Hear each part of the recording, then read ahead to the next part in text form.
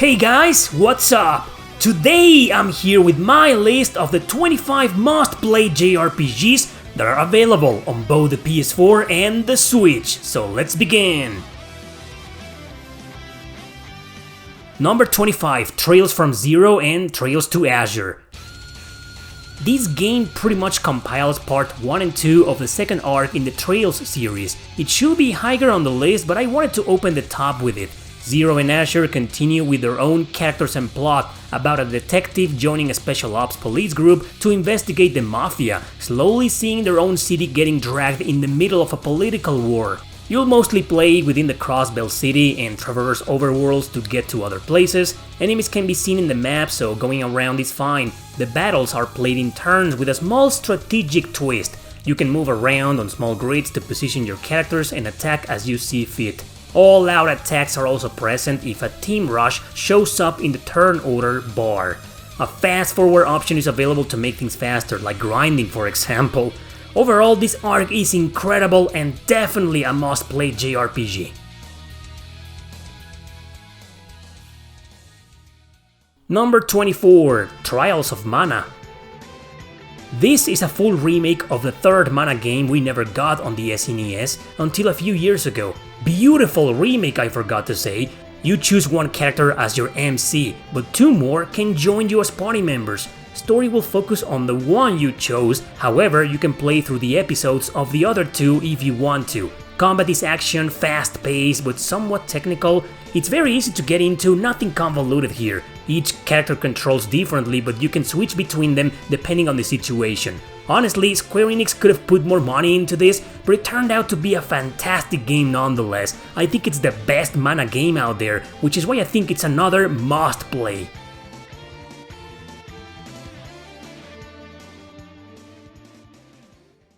Number 23, God Eater 3. This third game in the series takes place in the same post-apocalyptic world ravaged by horrible monsters. Your customizable character will go on to short missions over and over to defeat the Otagami, which go from small fries all the way to the big shots. It is a boss-driven game, meaning you'll fight tough bosses constantly, most of them from the start of every mission. It can be repetitive, but that is the nature of a game influenced by Monster Hunter.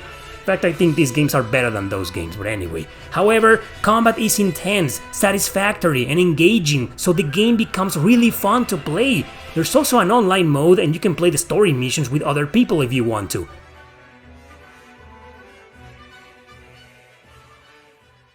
Number 22, Tactics Ogre Reborn. It's a grid-based strategy RPG with an isometric view. You control a party of both main characters and generic warriors you can hire with different jobs.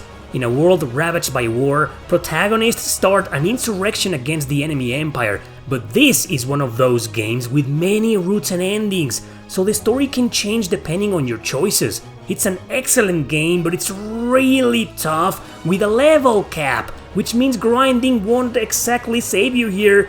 I think it's a must-play even if you don't finish it, just to see what the godfather of Final Fantasy Tactics looks and plays like.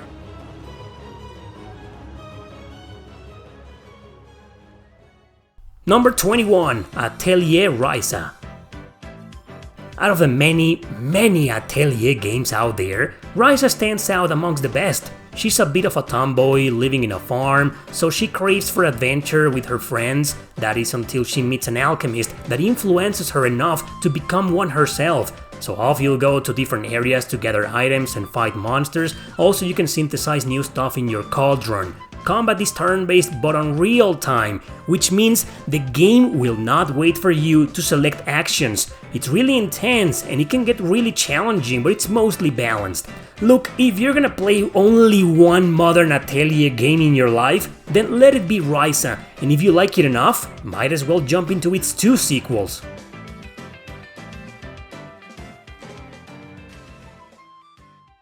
Number 20, I Am Setsuna.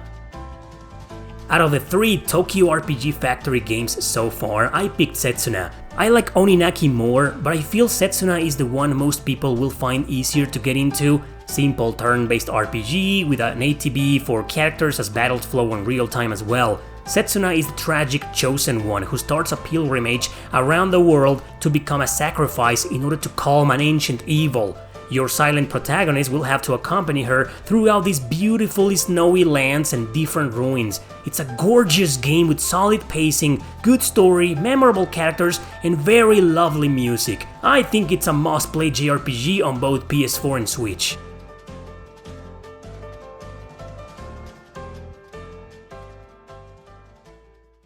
Number 19, The Alliance Alive. The world is politically and culturally divided by humans and demons. Demons oppress humans, so your main characters join a small group that wants to stand against them, but the other main characters are also demons who may want to stop that very same oppression in their own way. Written by Suikoden creator Yoshitaka Murayama, this is a great story with many interesting points of view. Like in the old Saga games, you fight in turns and can arrange different formations, but you don't level up. Instead, your characters may gain random stats increases after battle. They also have a variety of weapons they can equip, even though they can break after a while. This can be a challenging game if you don't know what to do, but with the exception of one boss fight, it's balanced for the most part. It's another must-play JRPG out there.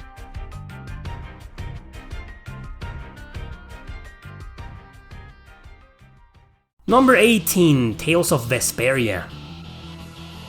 Vesperia is one of the most popular Tales games for good reasons. You got Yuri, a unique and mature main character to say the least. He's on a journey as a bodyguard of Estelle, a princess going undercover, but you know the Tales games. The plot starts as one thing and slowly evolves into another and so on. I think Vesperia is a great action RPG that most people will enjoy because of its gameplay. The pacing is good and rarely gets boring or tedious. Combat is a great evolution from previous Tales with fluid controls and fast-paced action, and its difficulty settings work pretty well. Easy is balanced, normal can be tough, and hard is ridiculous, so it's a game that adapts itself easily to all types of gamers out there.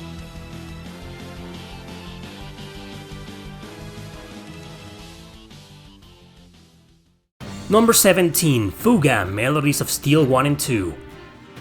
With the second being a direct sequel, it's pointless to treat these two separately. Both are super strongly recommended anyway. The first one revolves around a bunch of kids who control a magic tank to fight in a war in order to save their families.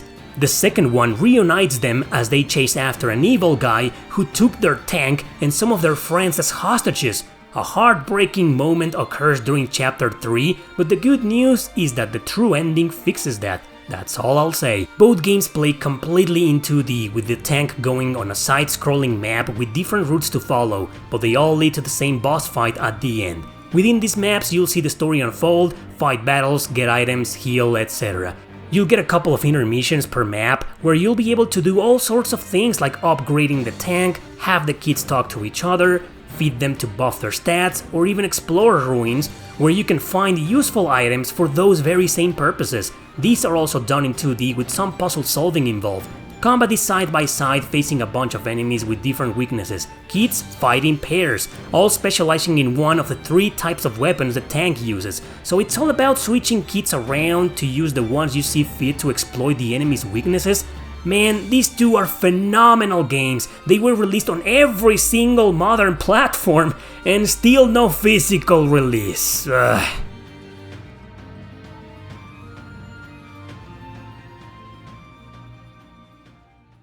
Number 16, Redemption Reapers. This rather obscure gem came out a few months ago, spearheaded by Hiroyuki Kobayashi, who worked on a lot of Resident Evil games. This is a strategy RPG, a dark fantasy one with a mature story and more realistic events. You play as a small group of mercenaries who went through a horrible battle years ago they feel very guilty about. However, a savage race known as the Mort wants to wipe out humanity off the map. The mercenaries decide to fight them off and help the army in an attempt at redemption. It's a story-driven game, but it's 80% gameplay, 20% plot. I'm sure a lot of you will strongly appreciate that. Isometric view with simple layouts and simple controls, nothing convoluted. Your 5 main characters have their own unchangeable job and will fight with weapons that break. But you can repair them at the base if you want to, the same place you'll use to use skill points to unlock abilities, buy stuff, upgrade weapons, and use extra experience points gained during battle. Cooperation attacks can be done during these battles, which makes your strategy revolve around them to succeed here.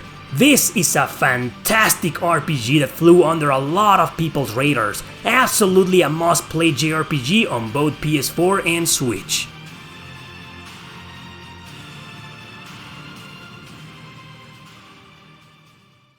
Number 15, Persona 4.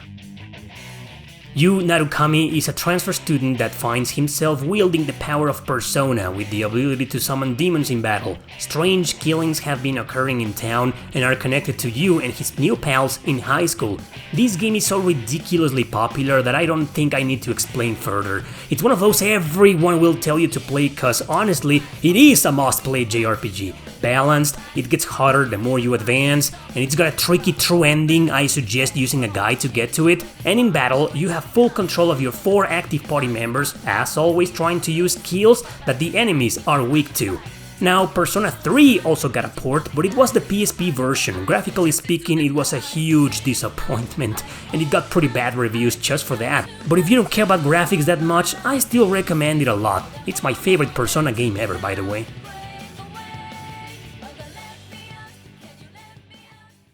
Number 14, the Diofield Chronicle.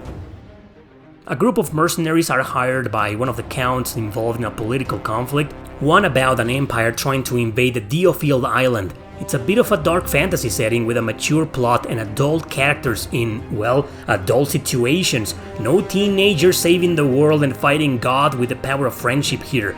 This is a real-time strategy RPG, the type where you do not manually control your units. Instead, they move towards the directions you choose. They'll use regular attacks by themselves all the time when fighting enemies, but you can pause combat to select a skill or an item or even summon a giant monster for a massive area of effect attack. These are really useful, but I suggest you only use them during a bind or a boss fight. It's repetitive, but I freaking love this type of combat, and so will you if you give it a chance. It isn't convoluted and it's not too hard if you use side missions to grind for levels and money. Definitely give it a try.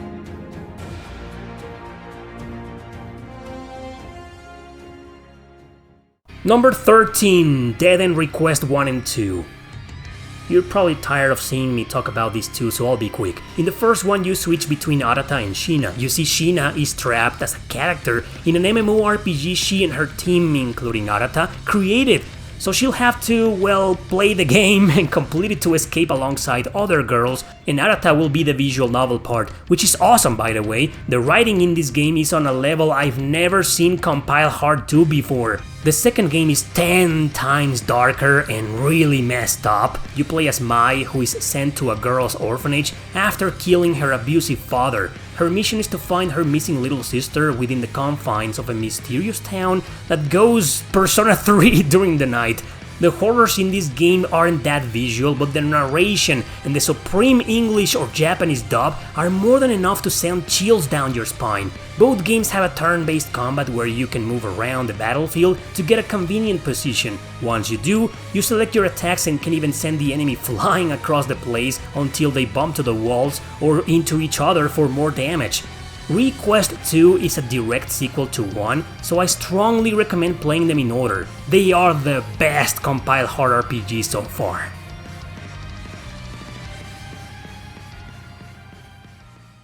Number 12, Valkyria Chronicles 4. This game takes place in the same universe as the others, but its events occur almost at the same time as the first game. You will journey with a group of soldiers led by Claude Wallace, their new commander, once again during the Gallian War against the Empire. Once more, with its beautiful cel-shaded graphics, Valkyria 4 engages in large battle maps with enemies strategically positioned against you. Goals will be about capturing their bases, but sometimes other mission requirements will spice things around. Several units will be deployed at once, but you can deploy more at your base or at captured bases. Everyone has a different class, all with their own ups and downs. For instance, scouts are weak to heavy fire, but they can walk for long distances. And while combat is turn-based, if you enter the enemy site, they will fire at you on real time. This fourth entry did not disappoint. It met my fanboy expectations just fine, and I think it's a great place to start with the series.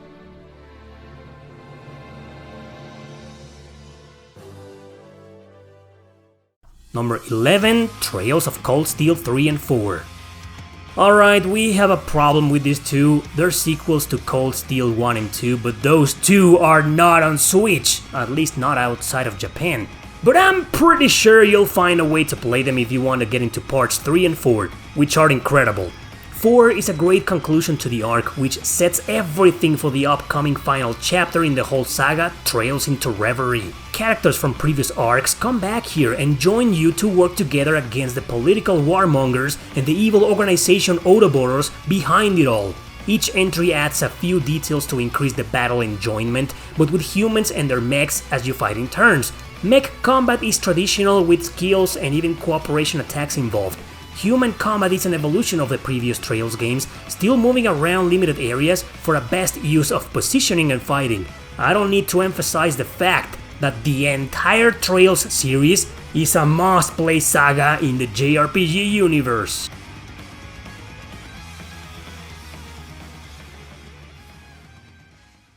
Number 10 is 8, Lacrimosa of Dana. Is 8 needs no introduction. I think at this point everyone knows it and recommends it.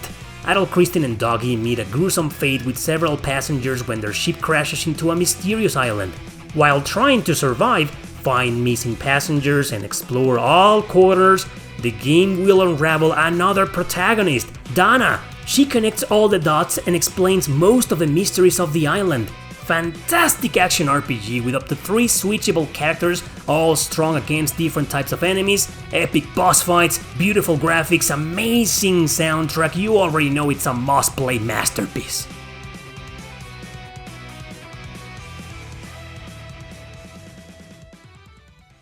Number 9, Persona 5 Royal. The protagonist enters the last grade of high school only to run into some trouble that gets him arrested. Long story short, he ends up living with this dude on the second floor of his cafe and attending high school. So thanks to a mysterious app on his phone, he and his new friend end up in some kind of strange dimension called a palace. That's where they acquire the power of demons, known as personas, to summon them in battle against other demons. This Royal Edition adds more story, more gameplay, and one new party member called Kasumi, obviously to add to the list of waifus you can date throughout the game. If the original version was extremely long, imagine this Royal Edition. Regardless, it's a game everyone and their mom has recommended to you, so it's obviously another must-play JRPG. Number 8, Nier Automata. It's a standalone sequel, some connections are there with Replicant, which is not on the Switch by the way, but it's okay to jump into this one. A post-apocalyptic setting where humanity has left the planet while powerful androids take care of the machines that went out of control. You play as 2B and 9S, 2 androids that are deployed to fight the machines. However, 2B seems to notice that something's really off with the world and the organization she works for, and the story goes on from there. Anyway, this game was praised for its beautiful visuals, its dramatic soundtrack, and of course its messed up storytelling. And also, its awesome hack and slash battle mechanics. The shooting pods were also a great feature of course, and the shoot 'em up missions were perfectly added to reduce the repetitive nature of the regular combat. This is an awesome game, I'm glad came surprisingly to the Switch.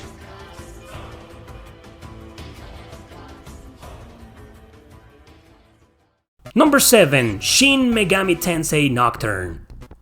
The world is about to go to hell, and a war between demon factions will break out. Your protagonist acquires the powers of the Demi-Fiend with the ability to recruit demons to fight in battle. The journey will take him to decide which faction he'll align with, or if he will go solo or against all factions, etc. So it does have different routes and endings.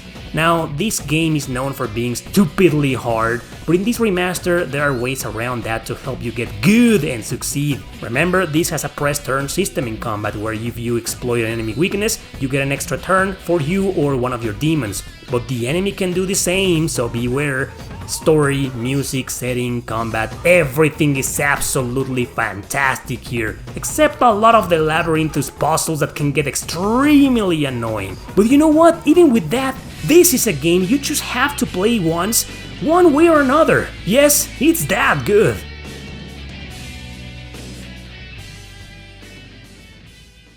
Number 6, Octopath Traveler 2.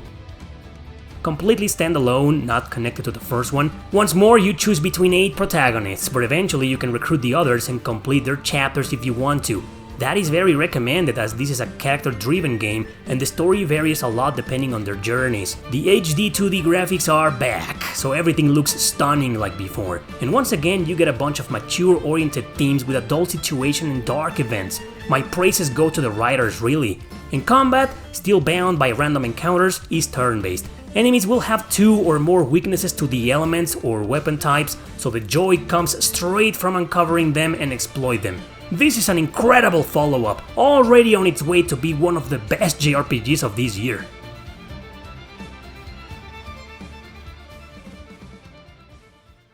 Number 5. Dothack GU. Haseo is, well, pretty much a character controlled by a human in real life. The game takes place in an MMORPG called The World, where people are getting either trapped in the game or falling into a coma because of a digital virus. Haseo joins a guild that will dedicate to solve these issues and return players to normal. You'll have just a few towns and a base of operations with traditional gameplay, but it plays like an MMORPG, so going around different areas to train, to fight or to find items, etc. will also be part of the adventure. Combat is real time, but you can only control Haseo. 2 more allies can fight alongside you, but their AI is usually smart. Haseo has 3 different types of weapons he can switch to at any time, especially to create massive combos. It's a really good and satisfying combat. The entire trilogy comprises a solid masterpiece, a must-play JRPG I've been recommending to death since the old PS2 days.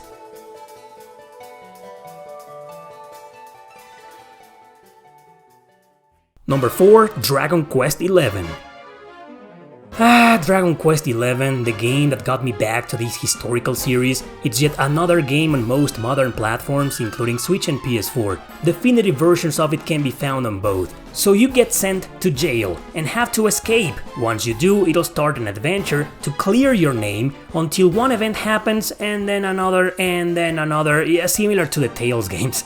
It's a Dragon Quest game, so you'll end up fighting with your friends to save the world. But gameplay-wise, it's very friendly to newcomers, much less grindy than its predecessors and more balanced. It gets to a point where it can be very addictive to play. No need to continue, the game's been praised to death everywhere, including this channel.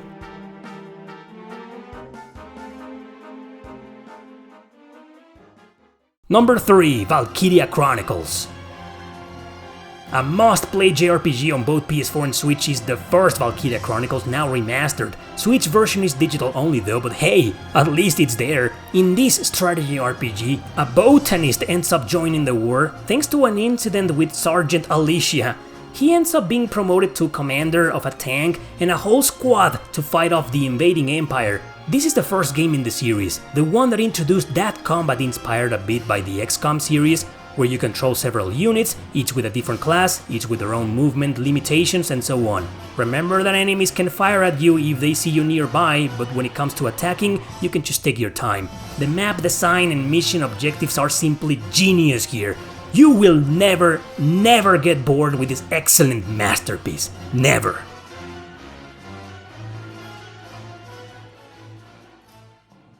Number 2 is 9, Monstrum Nox. Ys 2 continues the adventures of adult Christian who now ends up in jail. Was it a misunderstanding? Is he being framed? He'll have to escape first to find out, mainly thanks to some special powers this mysterious girl Aprilis gives him. But then another adult ends up in jail, so now there's 2 adults? What's going on here? You'll be playing as both every now and then. The first adult in the city, who joins a small group of vigilantes who also have dark and special powers. The other will be all about solving puzzles and escaping from the giant-ass prison he's in. These games are known for being dark, but this one has that edgy feel to it, and some dark themes with the plot twists are there. I think it's the best story in the saga. And gameplay-wise, combat will still be fast-paced and chaotic as you jump around or even fly around the city to find chaos to defeat monsters. And of course, you can switch between 2 more allies at any time to fight enemies weak to them or use their unique skills to reach certain areas. Another masterpiece in the Ys universe, obviously a must-play.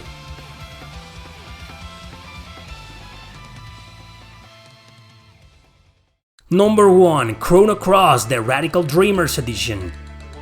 This remaster got an initial lukewarm reception because of its frame rate issues. Sometime this year a patch was released to fix that. Serge wakes up one day in what seems to be another dimension where he's dead.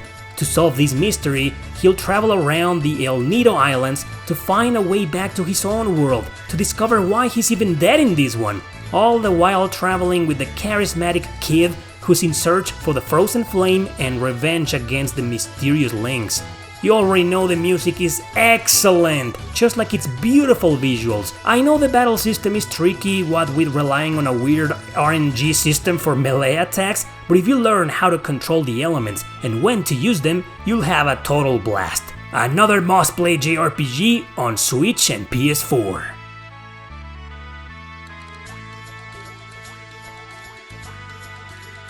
As an honorable mention, I just want to say that every single Final Fantasy from 1 to 12 are all nowadays on both systems. Well, except 11, because that was an MMORPG. But anyway, you get the idea. Alright guys, that is my list of the must-play JRPGs on both platforms. Thanks for watching, don't forget to subscribe and share this video with your friends. See you next time!